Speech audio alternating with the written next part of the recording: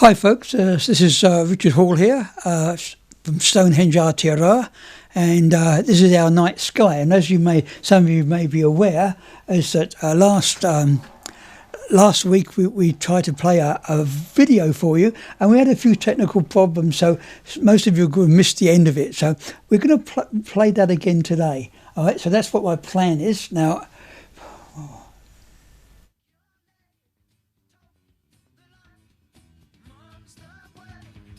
Okay, so this is what our plan is.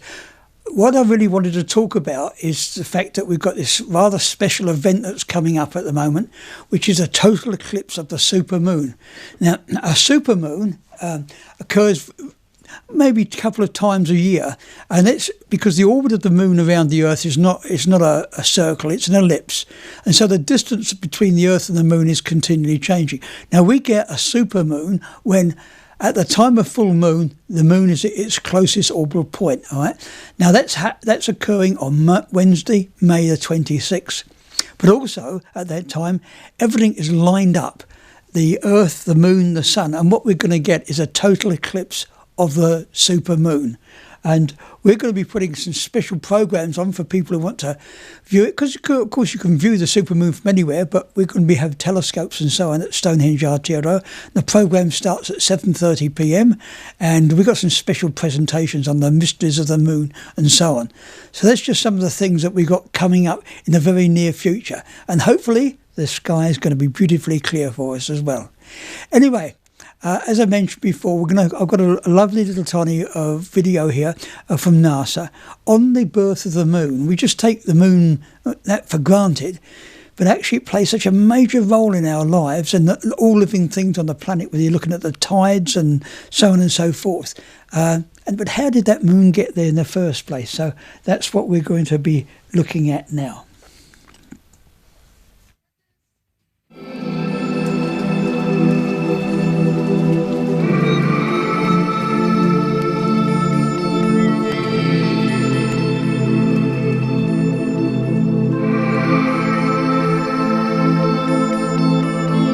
Earth, over its 4.5 billion year history, has been pummeled by asteroids.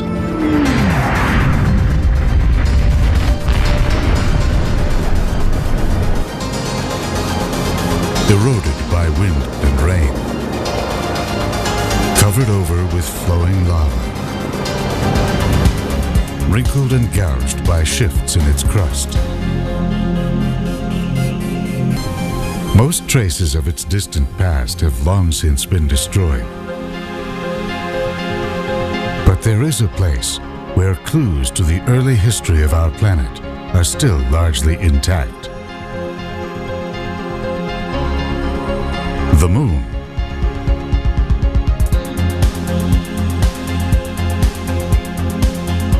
Scientists have been reconstructing its history by scouring its surface, mapping its mountains and craters, and probing its interior regions. What are they learning about our own planet's beginnings? By going back in time to the mysterious birth of the moon.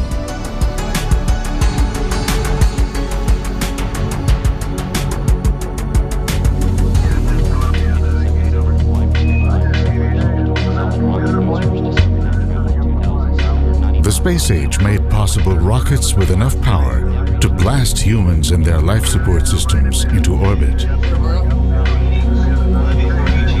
More than 300 manned space flights have shown that humans can live and explore beyond our Earth. Differentiate me from Dr. Feustel's suit right here, which has red stripes. None of these missions have done more to shape our connection to the cosmos and define who we are than the fabled flights of Apollo. But not for reasons you might think. We sent astronauts to the moon as a symbol of confidence in the face of the great Cold War struggle. Many hoped that would lead to further journeys to Mars and to an age of living in space. Those goals proved too grand in the face of all the preoccupations, turbulence, and change that would crash onto our own planetary shores.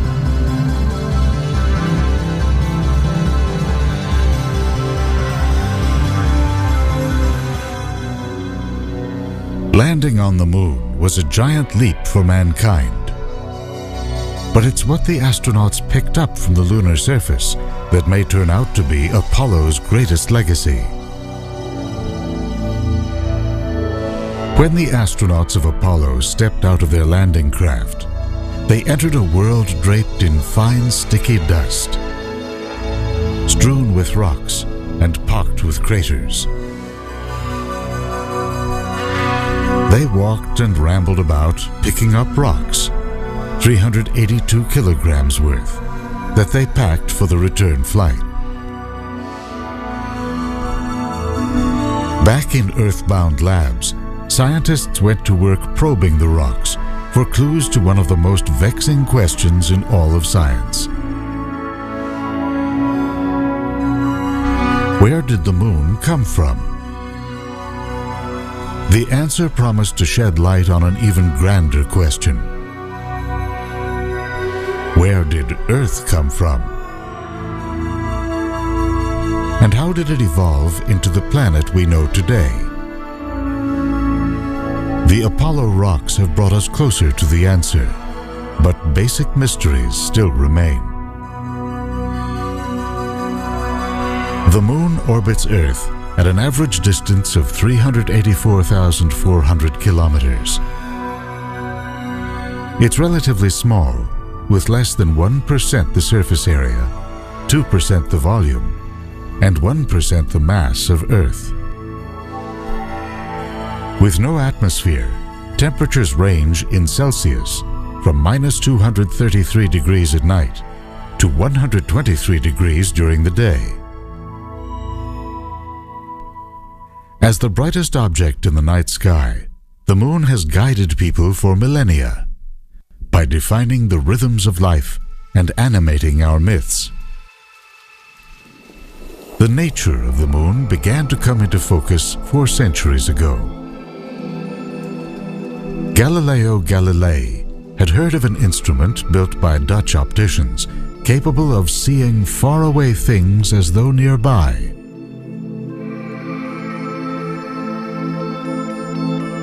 Galileo, in many ways the first modern scientist, saw this new instrument as a tool to help settle a long-standing question. What was the nature of the heavens, and how did the world of men fit within it?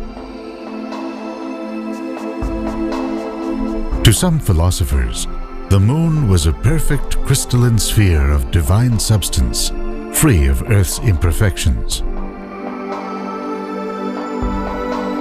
Galileo, with his telescope, saw a more familiar reality. He noted mountains and valleys on the moon, features like those of Earth.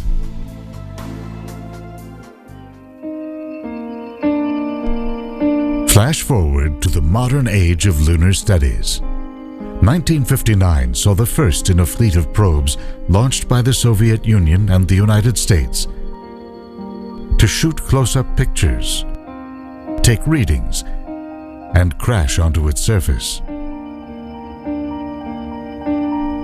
We learned then just how different the moon is from Earth, with its cratered and desiccated landscapes and lack of a magnetic field.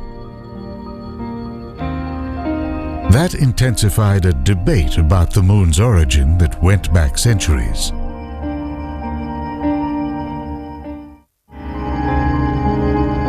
The so-called fission theory, championed by George Howard Darwin, son of Charles Darwin, held that the moon was once part of the Earth, cast off by the rapid spin of its young parent. For proof, look no farther than the Pacific Ocean, a giant hole in the Earth's surface. Then there's the capture theory, which holds that the moon was a wayward object that floated through our solar system and was pulled into orbit by Earth's gravity. A third idea came from the American astronomer Thomas Jefferson Jackson C., also known for his attacks on Einstein's theories and for charges of plagiarism that were leveled at him. He suggested that the moon formed near Earth and gradually fell under its gravitational spell. In that case, the moon should be a mini-Earth, which we now know it's not.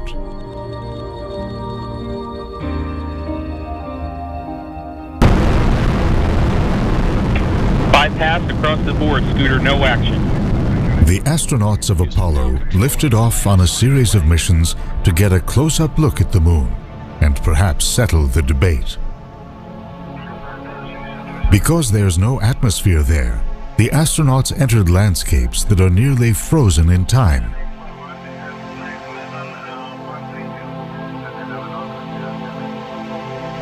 They could scour the lunar surface for evidence of events going back almost to the time of its birth.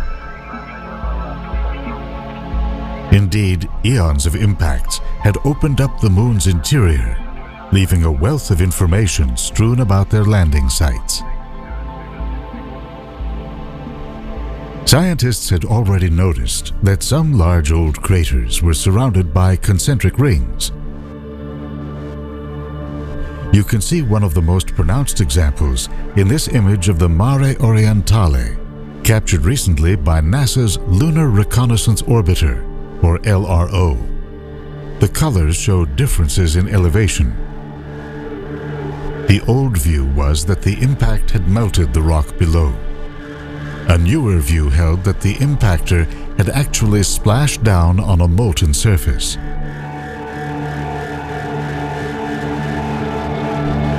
That gave rise to the radical notion that early in its history, the moon's surface was covered in a vast ocean of magma. When the astronauts arrived, they found relatively light rocks known as anorthosites. Their presence suggested that heavier material had sunk toward the moon's interior, forcing lighter material to the surface.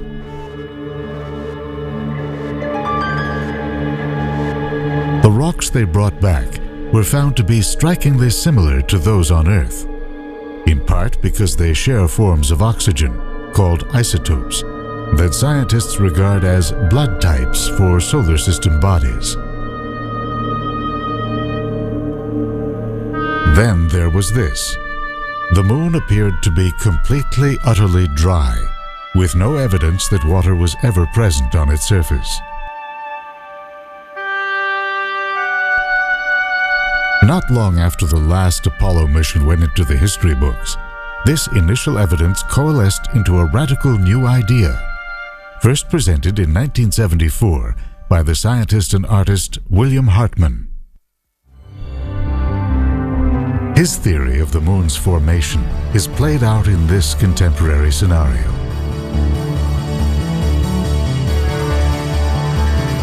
Sharing an orbit with Earth was a Mars-sized body called Theia, named for a Titan in Greek myth who gave birth to the moon goddess Selene. Its orbit became unstable, and it headed in Earth's direction.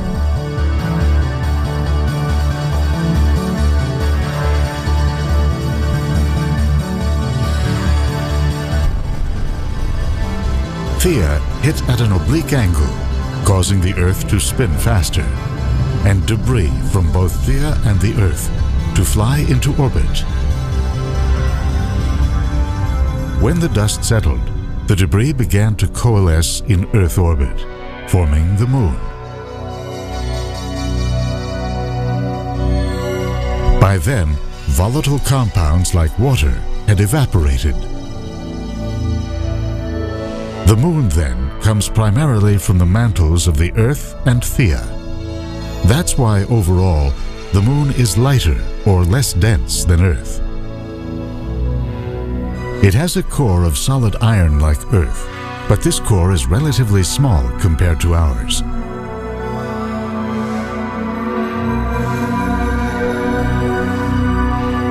From this violent beginning, the moon gradually cooled, and the magma that lined its surface hardened into a crust. Yet it was still subject to intense bombardment in the chaotic environment of the early solar system.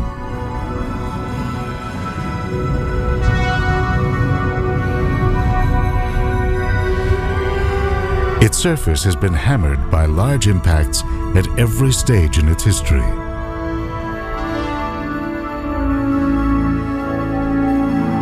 You can see what a battering the Moon has taken in this global elevation map compiled by the Lunar Reconnaissance Orbiter.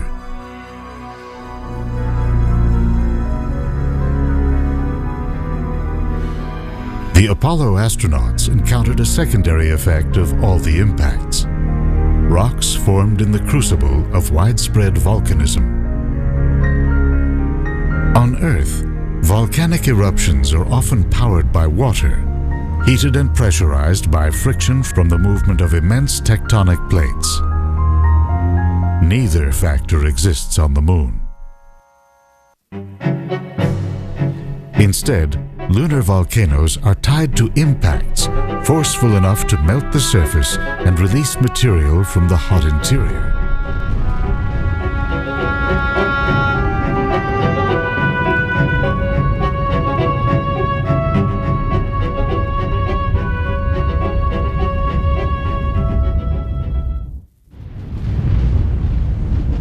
In the lower gravity of the Moon, volcanic eruptions would have splattered high above the landscape. Molten rock then flowed out in thin, smooth layers that reached far from its source. That's how the mare regions, that cover about 1/6 of the entire lunar surface, were formed. These immense volcanic basins are thought to date back to a period of large and violent impacts from 3 to 4 billion years ago. The materials brought up by these impacts are made up of heavier compounds that would have initially sunk into the magma ocean. Scientists have also detected volcanic residues in recent impacts that have been imaged by LRO cameras. This is the Aristarchus Plateau, with a mysterious channel cut by flowing lava and punctuated by 2 immense craters. One was created by an impact just 450 million years ago. Along its walls are blocks of rock from the lunar crust that fragmented in the impact. Scientists detected volcanic glass-like deposits that are the legacy of ancient eruptions.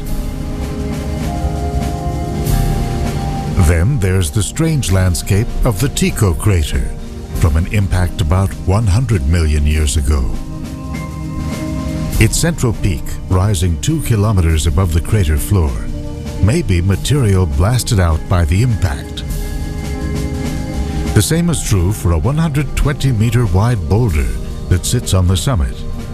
Around it and on it, scientists see evidence of rock that was melted in the heat of the impact itself. Since its birth, the Moon has exerted a constant and powerful influence on Earth. Gravitational drag from the Moon slows Earth's rotation by 2.3 milliseconds per century, while causing the Moon to drift away at a rate of 3.8 centimeters per year. The Moon's tidal pull acts to stabilize Earth's rotation about its axis, and the tides help promote the formation of ocean currents that shape our climate. To think that the root of this intimate relationship between Earth and the Moon stems from a violent collision so long ago. However, the giant impact theory is not universally accepted.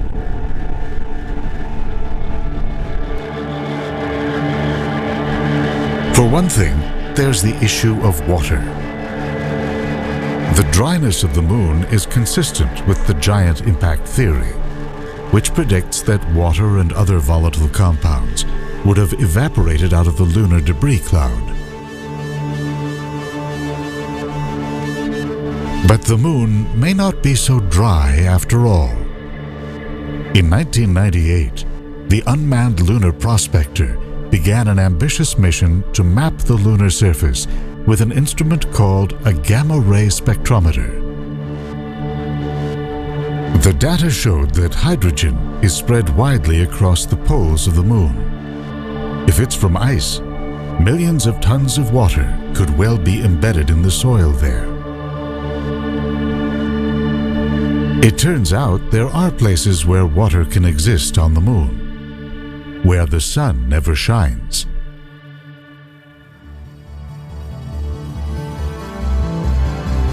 Polar craters forever in shadow could shelter significant quantities of ice against solar radiation. Prospecting for ice, the L-Cross probe arrived at the moon in 2009 aboard the Lunar Reconnaissance Orbiter, on a collision course with the 97-kilometer-wide Cabeus crater at the South Pole.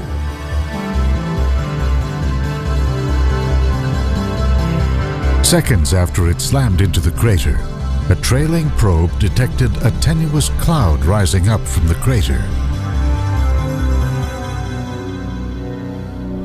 In the cloud was a mix of carbon monoxide, ammonia, methane, and more. 5.6% of the crater floor is water ice, a higher concentration than some areas on Earth.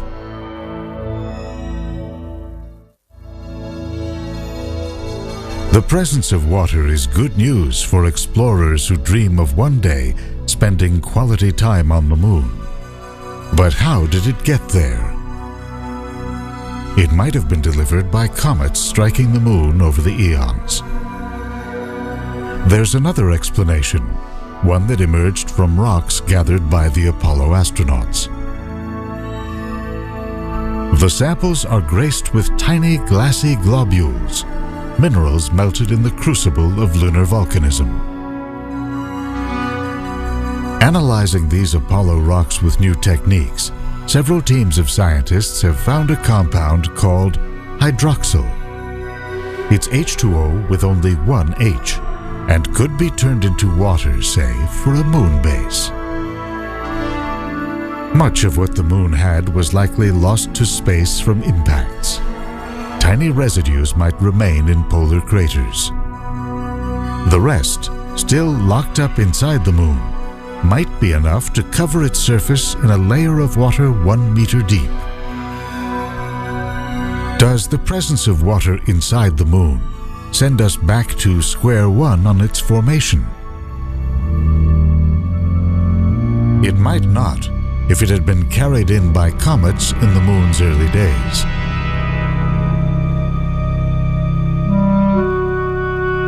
One new study suggests that the giant impact scenario is more complex than we thought. It holds that another, much smaller body formed alongside the moon and eventually merged with it.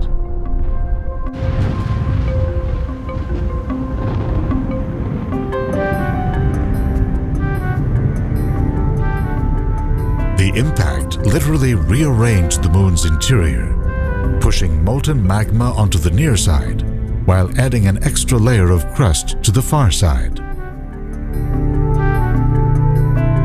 That explains the lopsided topography of the moon, the dark lava basins on the near side, and the highlands of the far side.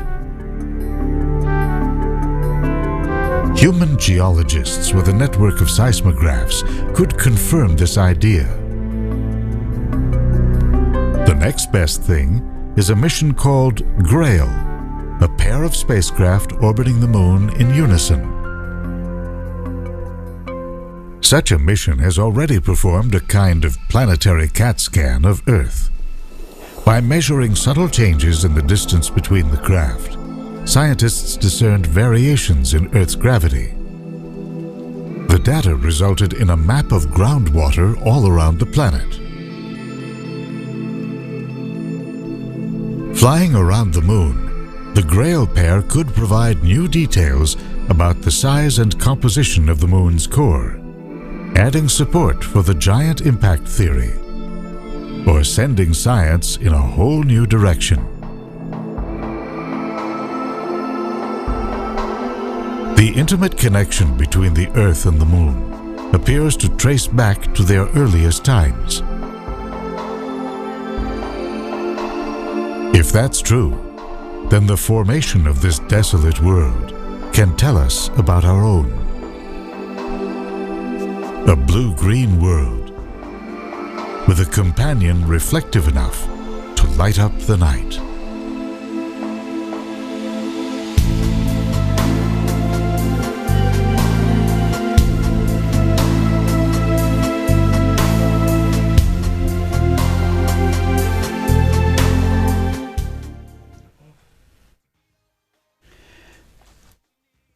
Okay, folks, that's rather interesting to look at this world that's next to us.